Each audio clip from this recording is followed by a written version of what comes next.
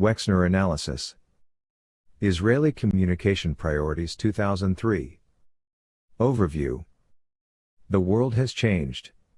The words, themes and messages on behalf of Israel must include and embrace the new reality of a post-Saddam world. In the past, we have urged a lower profile for Israel out of a fear that the American people would blame Israel for what was happening in the rest of the Middle East. Now is the time to link American success in dealing with terrorism and dictators from a position of strength to Israel's ongoing efforts to eradicate terrorism on and within its borders. In the current political environment, you have little to lose and a lot to gain by aligning with America. With all the anti-Americanism across the globe and all the protests and demonstrations, we are looking for allies that share our commitment to security and an end to terrorism and are prepared to say so. Israel is just such an ally. The next step. The fact that Israel has remained relatively silent for the 3 months preceding the war and for the 3 weeks of the war was absolutely the correct strategy, and according to all the polling done, it worked. But as the military conflict comes to a close, it is now time for Israel to lay out its own roadmap for the future, which includes unqualified support for America and unqualified commitment to an ongoing war against terrorism. Perceptions of Israel and the Israeli-Palestinian conflict are being almost entirely colored and often overshadowed by the continuing action in Iraq. Partisan differences still exist, the political left remains your problem, and complaints about Israeli heavy-handedness still exist. Advocates of Israel have about 2 weeks to get their message in order before world attention turns to the so-called roadmap and how best to solve the Israel-Palestinian conflict. Developing that message is the purpose of this memo. Author's note: this is not a policy document. This document is strictly a communications manual. As with every memo we provide, we have used the same scientific methodology to isolate specific words, phrases, themes and messages that will resonate with at least 70% of the American audience. There will certainly be some people, particularly those on the political left, who will oppose whatever words you use, but the language that follows will help you secure support from a large majority of Americans. These recommendations are based on 2 dial test sessions in Chicago and Los Angeles conducted during the first 10 days of the Iraqi war for the Wexner Foundation, the Luntz Research Companies and the Israel Project, April 2003. 2. Essential conclusions. This document is rather long because it is impossible to communicate all that is needed in simple one-sentence sound bites. Yes, we have provided those on the pages that follow, but we have taken the space to explain why the language is so important and the context in which it needs to be used. If you only read 2 pages, these are the key conclusions. 1. Iraq colors all. Saddam is your best defense, even if he is dead. The worldview Americans is entirely dominated by developments in Iraq. This is a unique opportunity for Israelis to deliver a message of support and unity at a time of great international anxiety and opposition from some of our European allies.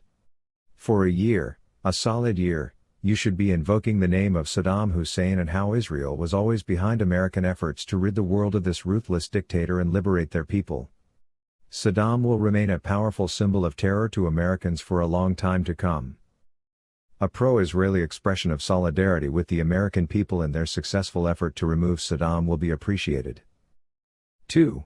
Stick to your message but don't say it the same way twice. We have seen this in the past but never so starkly as today. Americans are paying very close attention to international developments and are particularly sensitive to any kind of apparent dogma or canned presentations. If they hear you repeating the exact same words over and over again, they will come to distrust your message. If your speakers can't find different ways to express similar principles, keep them off the air. 3. It does not help when you compliment President Bush. When you want to identify with and align yourself with America, just say it. Don't use George Bush as a synonym for the United States. Even with the destruction of the Hussein regime and all the positive reactions from the Iraqi people, there still remains about 20% of America that opposes the Iraqi war, and they are overwhelmingly Democrat. That leaves about half the Democrats who support the war even if they don't support George Bush. You antagonize the latter half unnecessarily every time you compliment the president. Don't do it. 4. Conveying sensitivity and a sense of values is a must. Most of the best performing sound bites mention children, families, and democratic values. Don't just say that Israel is morally aligned with the US, show it in your language. The children component is particularly important. It is essential that you talk about the day, not long from now, when Palestinian children and Israeli children will play side by side as their parents watch approvingly. 5. Security sells. Security has become the key fundamental principle for all Americans. Security is the context by which you should explain Israeli need for loan guarantees and military aid, as well as why Israel can't just give up land. The settlements are our Achilles heel, and the best response, which is still quite weak, is the need for security that this buffer creates. 6. The language in this document will work, but it will work best when it is accompanied with passion and compassion. Too many supporters of Israel speak out of anger or shout when faced with opposition. Listeners are more likely to accept your arguments if they like how you express them. They will bless these words, but they will truly accept them if and only if they accept you. 7. Find yourself a good female spokesperson. In all our testing, women are found to be more credible than men. And if the woman has children, that's even better. 8. Link Iraqi liberation with the plight of the Palestinian people. It is likely that the most effective arguments you have right now are those that link the right of the Iraqi people to live in freedom with the right of the Palestinian people to be governed by those who truly represent them. If you express your concern for the plight of the Palestinian people and how it is unfair, unjust and immoral that they should be forced to accept leaders who steal and kill in their name, you will be building credibility for your support of the average Palestinian while undermining the credibility of their leadership. 9. A little humility goes a long way. You saw this with your own eyes. You need to talk continually about your understanding of the plight of the Palestinians and a commitment to helping them. Yes, this is a double standard. No one expects anything pro-Israeli from the Palestinians, but that's just the way things are. Humility is a bitter pill to swallow, but it will inoculate you against critiques that you have not done enough for peace. Admit mistakes, but then show how Israel is the partner always working for peace. 10. Of course, rhetorical questions work, don't they? Ask a question to which there is only one answer is hard to lose. It is essential that your communication be laced with rhetorical questions, which is how Jews talk anyway. 11. Mahmoud Abbas is still a question mark. Leave him that way. You stand much more to lose by attacking him now. But similarly, he is not worthy of praise. Talk about your hopes for the future, but lay out the principles you expect him to uphold: an end to violence, a recognition of Israel, reform of his own government, etc. The two most important words: Saddam Hussein, still. This document is about language, so let me be blunt. Saddam Hussein are the two words that tie Israel to America and are most likely to deliver support in Congress. They also just happen to be two of the most hated words in the English language right now. Without being repetitive, Americans fundamentally believe that a democracy has a right to protect its people and its borders. Unfortunately, as a democracy, we tend to dwell on our failures, Vietnam, Watergate, etc., more than our successes. It is essential for the long-term support of a strong military and a commitment to national security that we remind people again and again that there are times when it is necessary to take preventative action and that military intervention is better than appeasement. A warning. There are some who would say that Saddam Hussein is already old news. They don't understand history. They don't understand communication. They don't understand how to integrate and leverage history and communication for the benefit of Israel. The day we allow Saddam to take his eventual place in the trash heap of history is the day we lose our strongest weapon in the linguistic defense of Israel. References to the successful outcome of the war with Iraq benefit Israel. While Americans don't want to increase foreign aid in a time of significant budgetary deficits and painful spending cuts, there is one and only one argument that will work for continuing Israeli aid, in 4 easy steps. The Israeli aid message tree. 1. As a democracy, Israel has the right and the responsibility to defend its borders and protect its people. 2. Prevention works. Even with the collapse of Saddam's regime, terrorist threats remain throughout our region.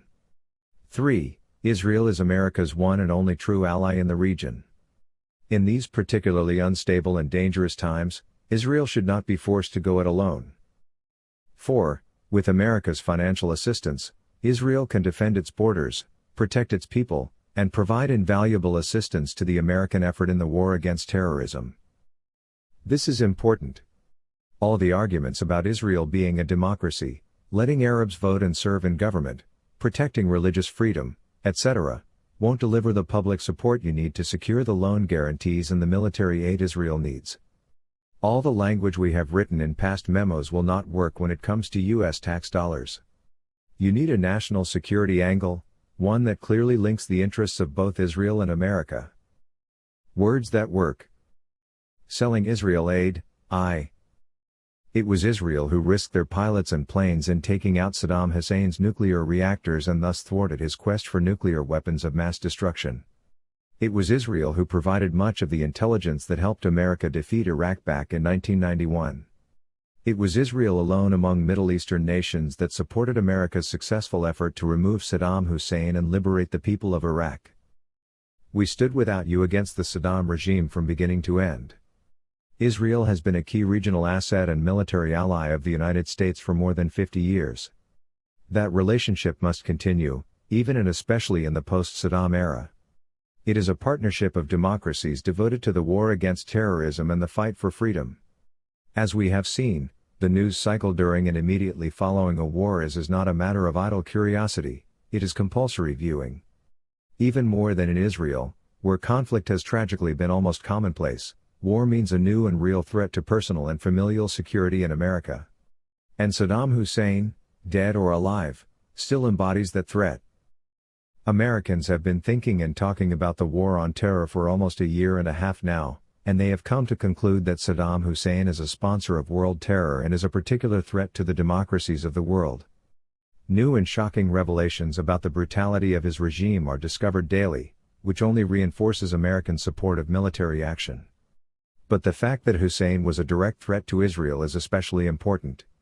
Israel opposed his cruel ambitions for decades, a decade longer than the U.S. Remind audiences that Israel and America have common values, but then stress that we also share common enemies. Words that work. When facing a fanatical enemy, you have two options: deter or destroy. Saddam was not deterred by inspections. He was not deterred by threats. He was not even deterred by military action against him in 1991. And if had possessed nuclear weapons, nothing would have deterred him. For 10 years the United Nations talked about deterrence, and for 10 years Saddam defied the international community. Just as America had no choice but to remove him from power, Israel has no choice but to protect its borders and its people from terrorists who mean us harm. But deterrence is only half the message. You really do need to emphasize your historic willingness to compromise and sacrifice on behalf of America. This may not play well among some Israeli politicians, but it will certainly play extremely well in the States. Words that work. During the Gulf War, Iraq attacked Israel with Scud missiles 39 times. Israel stood by each time, not knowing if the next missile contained biological and chemical weapons. Israel chose restraint instead of war, because it was what the U.S. asked. It was Israel's way to support our ally, America, and its troops. During the Persian Gulf War, we put supporting American priorities higher than our own. But now, with our national security at stake, we need America's financial help. Responding to Palestinian pressure. While the Chicago and Los Angeles sessions yielded significant new language and several new communication principles, most of our previous observations hold true. Too many in the Jewish community are too linguistically hostile at a time when the other 97% of America wants a resolution to the conflict. In particular, you cannot just issue recriminations, however justified, against the Palestinian Authority and expect American elites to be suddenly convinced of your righteousness. All the evidence and common sense can be on your side, but the hostility and negativity will be rejected as biased and one-sided. Here's a specific example. Words that don't work. There is no moral equivalency. On one side you have duly elected and appointed Israeli officials from a democracy that has been operating for more than half a century. On the other side you have corrupt Palestinian officials who have lied, cheated and stolen from their people. Israel will not negotiate until they have someone to negotiate with. While the statement above is perfectly accurate and justified, it will not work. Individually, the words are good, the facts are accurate and the message is correct. But this communication effort fails miserably because it is regarded as a complete rejection of negotiations and peace.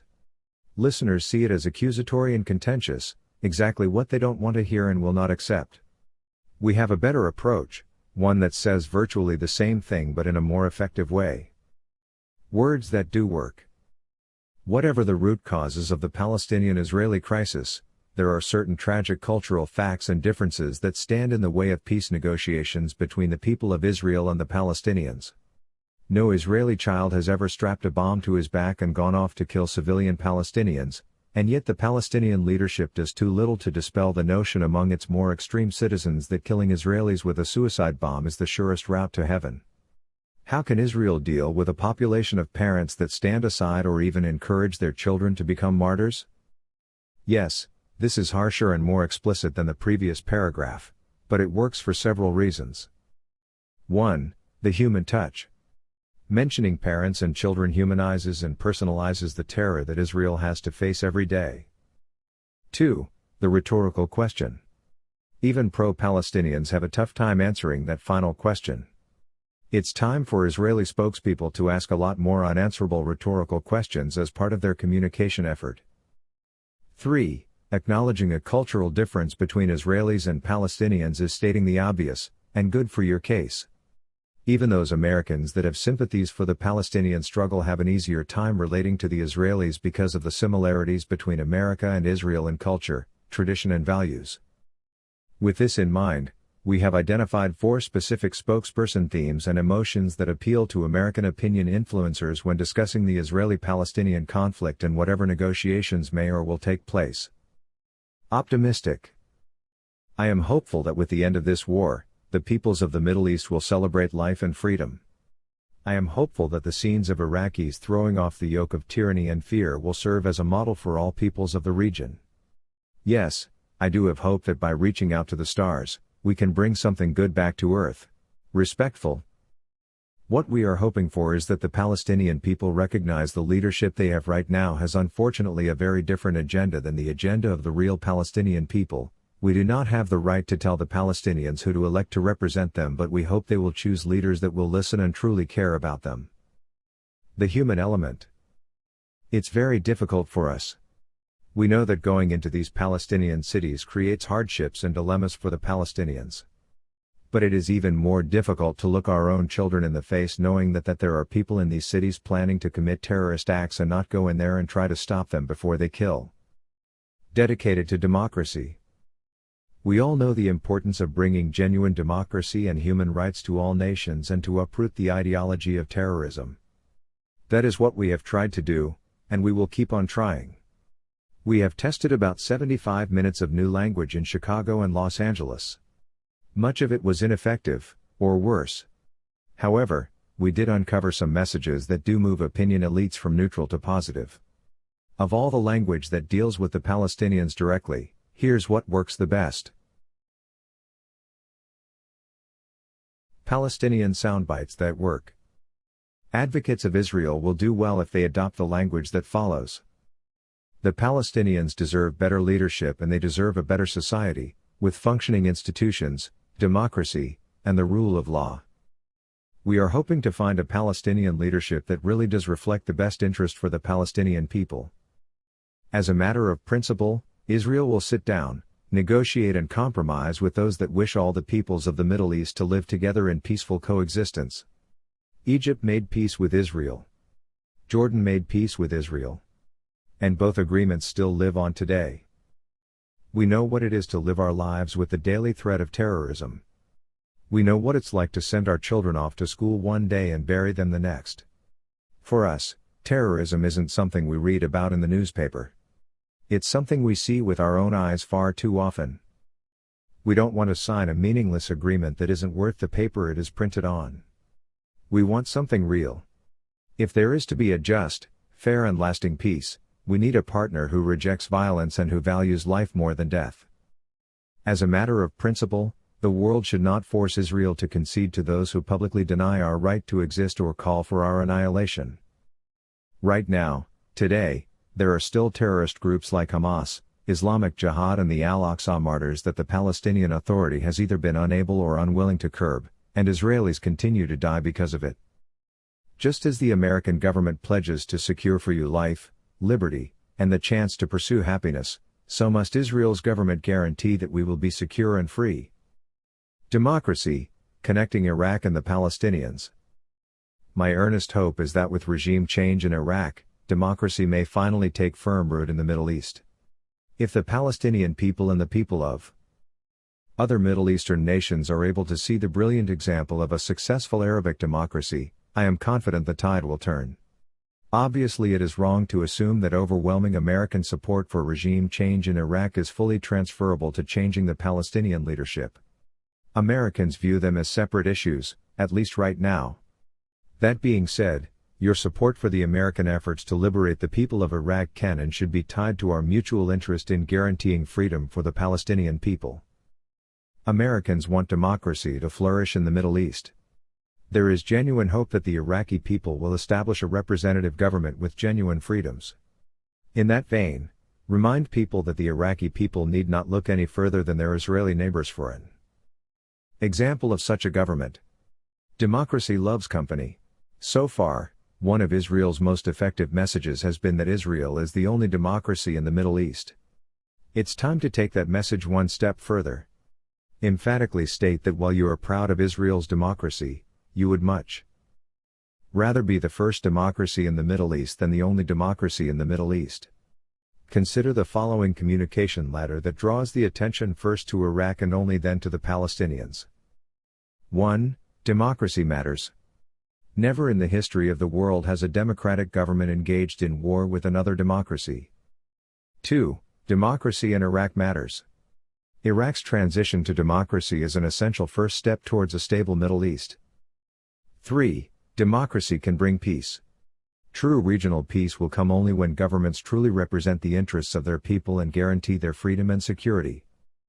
4. It's time for true democracy for the Palestinian people. They deserve no less. This may seem simplistic, but the message works when delivered this way and in this order. Americans sincerely hope that Iraq, a former adversary, can become a partner in peace once a representative government is installed.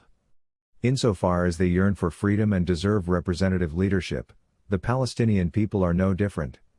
This is exactly what Israel has asked of the Palestinian Authority for so long, to establish a legitimate government that will become a partner in peace. Talking about hope in the future, 4 key sentences. 1. We hope that we can once again achieve peace with an Arab neighbor. 2. We hope that terror will no longer be the only thing that separates Palestinians from having their own state and Israelis from living in peace. 3. We hope that the Palestinian people will no longer languish under a leadership that refuses to be a partner for peace. 4. We hope that we can negotiate a fair agreement with a democratic government that is committed to the rule of law. As zealous as Americans are about their own democracy, they quite often have to be reminded why they defend it so fiercely. This reminder becomes your obligation when associating Israel's democratic values with those of America. Using the word democracy without giving examples of what makes this system of government so essential is like saying you want peace without giving evidence that you've made honest strides toward achieving it. Americans want proof that you know what these nice-sounding words mean. When linking our common bond of democracy, use specific examples of why we hope that more nations establish the freedoms democracy guarantees. Women are treated as equals. The press operates freely. All religions are respected. The people chose who represents them in free elections. Democracies do not make war on each other. Finally, make the argument that if these freedoms are so dear to Israelis and Americans, they are just as dearly missed by the Palestinian people. All people yearn to live free, and their current leadership denies them that right. The Roadmap, a balanced approach. Author's note: we include this section because the President's speech did so well in both Chicago and Los Angeles, and because this topic will be at the core of Jewish and Israeli communication efforts in the coming months. We warn readers that a great deal of additional research is needed to offer a guarantee that the words and messages included here are the best available. As the post-war dust settles over the Iraqi desert, The focus has already begun to shift to the Israel-Palestinian peace process and President Bush's so-called roadmap to peace. The good news is that the American people firmly believe that if the Palestinians want to demonstrate sincere commitment to peace, they must abide by the tenets of the president's soon-to-be-released roadmap. The not as good news is that they expect exactly same from Israel and they demand it immediately. In both Chicago and Los Angeles, and among virtually all respondents regardless of political party, Americans responded quite favorably to the language from President Bush for two reasons: a balanced approach and shared responsibilities. Keep those terms in mind and use them whenever possible. Words that work. A balanced approach. I see a day when two states, Israel and Palestine, will live side by side in peace and security. I call upon all parties in the Middle East to abandon old hatreds and to meet their responsibilities for peace. The Palestinian state must be a reformed and peaceful and democratic state that abandons forever the use of terror. The government of Israel, as the terror threat is removed and security improves, must take concrete steps to support the emergence of a viable and credible Palestinian state, and to work as quickly as possible toward a final status agreement. We believe that all people in the Middle East, Arab and Israeli alike, deserve to live in dignity, under free and honest governments. We believe that people who live in freedom are more likely to reject bitterness, blind hatred and terror, and are far more likely to turn their energy toward reconciliation, reform and development. President George W. Bush. You immediately attack a boss, and he turns out to be a genuine and effective partner in peace? Israel loses credibility as the party that wants peace above all else. He gains popularity among an international community that already doubts your rhetoric and heavy-handed actions, and wins over those Americans who sympathize with the Palestinian people but support you because they distrusted previously corrupt Palestinian leadership. This is the worst result possible. You wait on a boss to define himself, and he turns out to be a genuine and effective partner in peace? The roadmap is instituted and there is a peaceful resolution to decades of conflict by this time next year. This is the best result possible.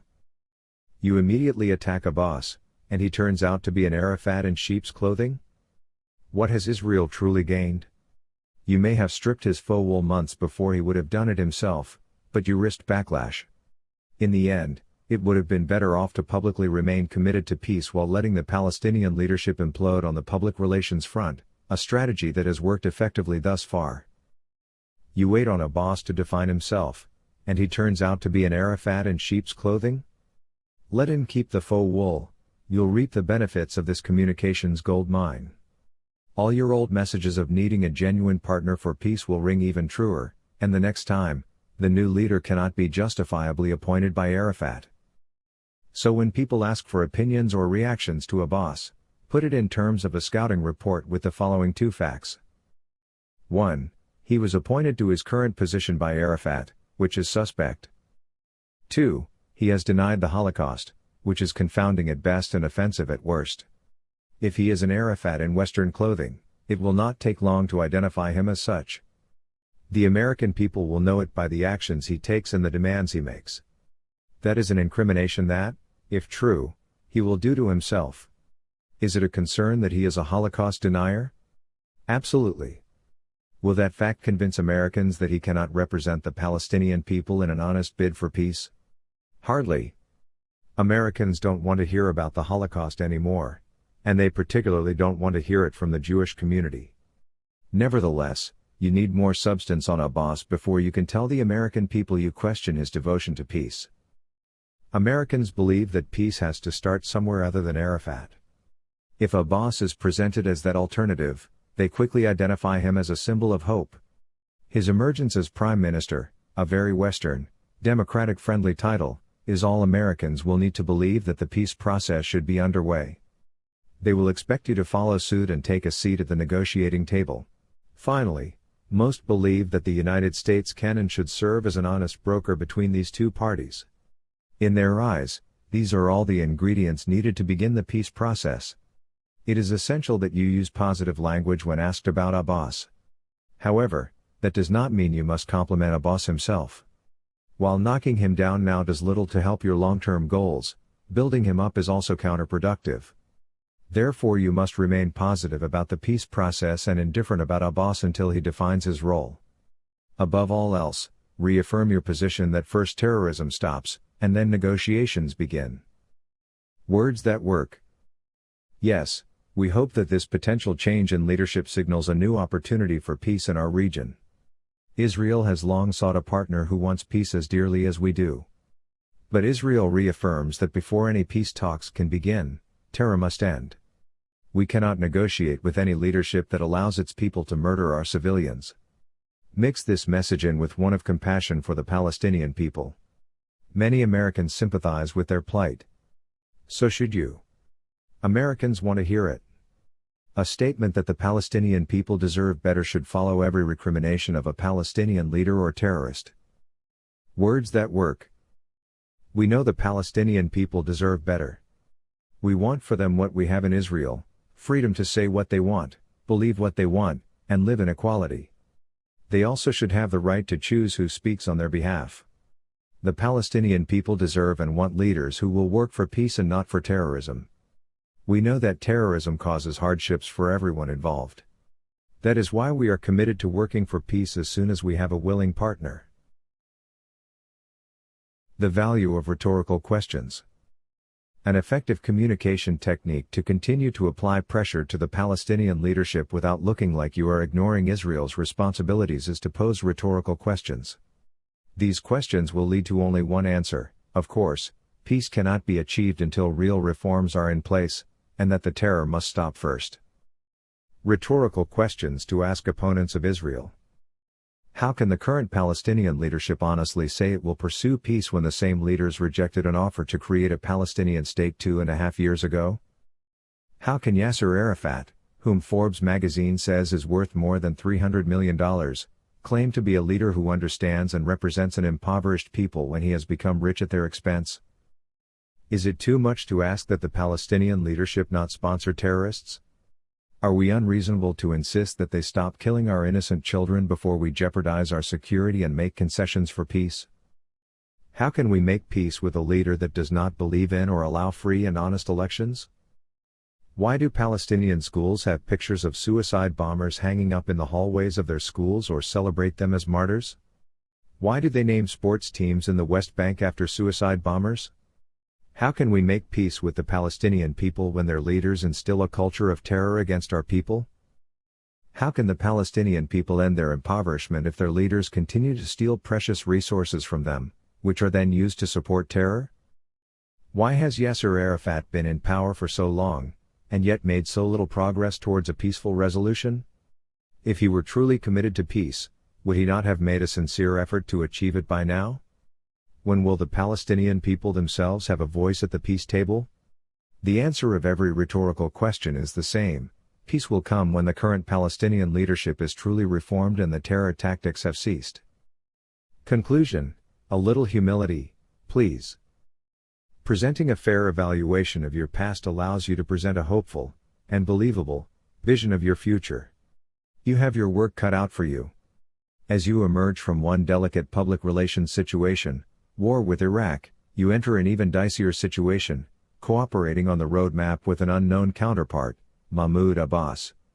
Fortunately, the former may provide you some breathing room and cover for the latter. The essential conclusion is to remain focused on your communication priorities from this point forward. Terror ends first. A willing peace partner emerges second. The roadmap is executed last. And throughout it all, you exhibit humility and reaffirm that the Palestinian people deserve better. This memo has identified language that effectively articulates why, and how, the Palestinian leadership must change. Critiquing the other side is always the easiest part of public communication, but it is only half of effective language. Opinion elites in America will not find repeated criticisms of the Palestinian leadership credible unless they are coupled with a similar onus on the Israeli government to accommodate for peace and acknowledge past transgressions. Assertions that Israel enjoys a blameless history are soundly rejected. This will not be received well by everyone, but it is essential for your spokespeople to acknowledge that Israel has made some mistakes. Not only does this build credibility, but it also allows the spokesperson to then explain and assert Israel's history of taking strides for peace. Here is how this message is best developed. Acknowledging the past, both good and bad. 1. We know that the history of our conflict has been marked by frustration and mistrust by both Israelis and Palestinians, and Israel is willing to accept some of the blame for what has happened in the past. 2. However, throughout our history we have demonstrated that we value peace above all else. In our hope for peace we overcame differences and found agreement with our Arab neighbors Egypt and Jordan. 3. We remain committed to peace. We offered the Palestinian people a state of their own that included over 97% of the West Bank. Their leadership rejected this proposal, showing once again that we do not have a partner for peace so long as the current Palestinian Authority remains the voice of the Palestinian people. It's time for a change, not just for us but for our Palestinian cousins as well.